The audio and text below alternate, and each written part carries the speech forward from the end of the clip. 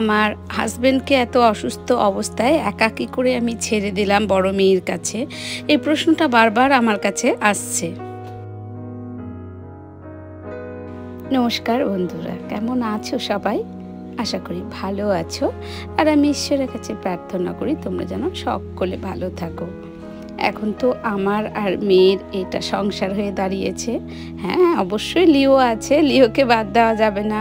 লিও আছে, আমার বাগান আছে, সব মিলিয়ে আমি মেয়ে মিলে আছি মোটামুটি।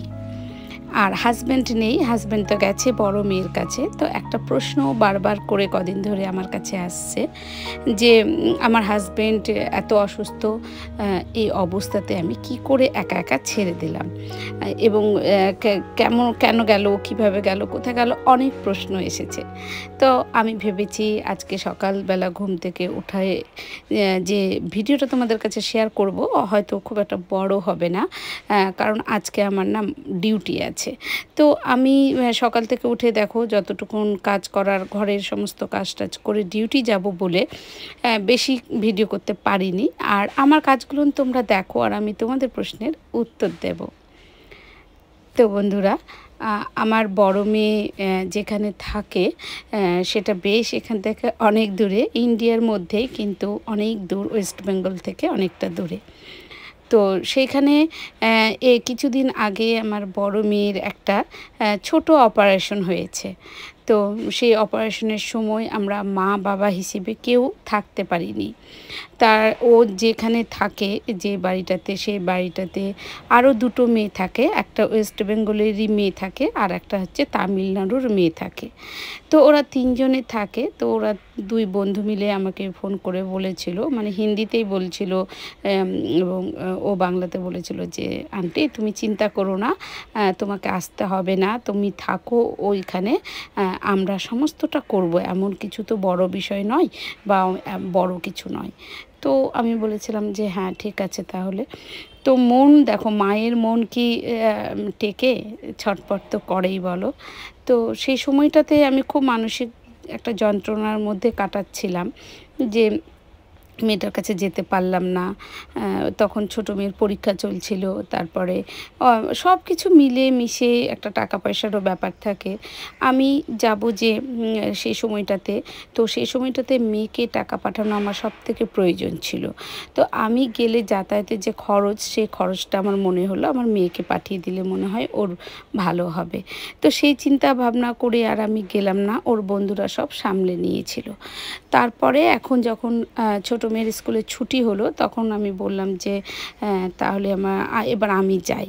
তো আমি যদি যাই তাহলে দেখছি বাড়িতে অনেক রকমের প্রবলেম হবে। মানে আমার হাজবেন্ড মেয়েকে নিয়ে, লিওকে নিয়ে একা পুরোটা সামলে উঠতে পারবে না।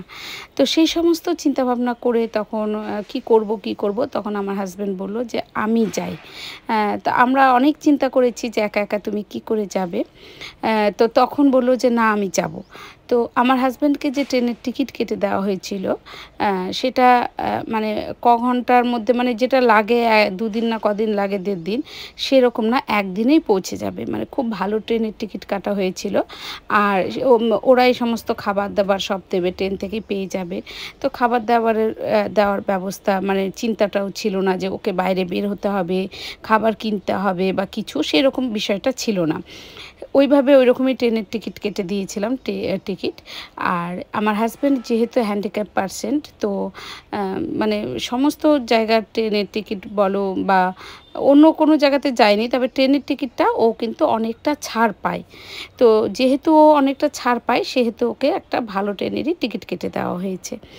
আর তো আমার হাজব্যান্ডের উদ্যম, একটা সাহস, এবং বলে না বাবা মেয়ের কাছে যাওয়ার জন্য একটা উদ্যম শক্তি কাজ করেছে। তো আমি তো তোমাদের এর আগেও বলেছিলাম যে মেয়ে চেয়েছিল যে 2 কিলো চাল পাঠায়, সেখানটা আমার হাজব্যান্ড টোটাল 12 কিলো চাল নিয়ে গেছে। তবে আমার হাজব্যান্ড কিছু করেনি, সম্পূর্ণটা কুলি করেছে। আর ওখানটা আমার মেয়ের বন্ধুরা দাঁড়িয়েছিল, ওরাই নামিয়েছে, ও তারপরে ওখান থেকে ওরা গাড়ি করে নিয়ে গেছে ওদের জায়গাতে।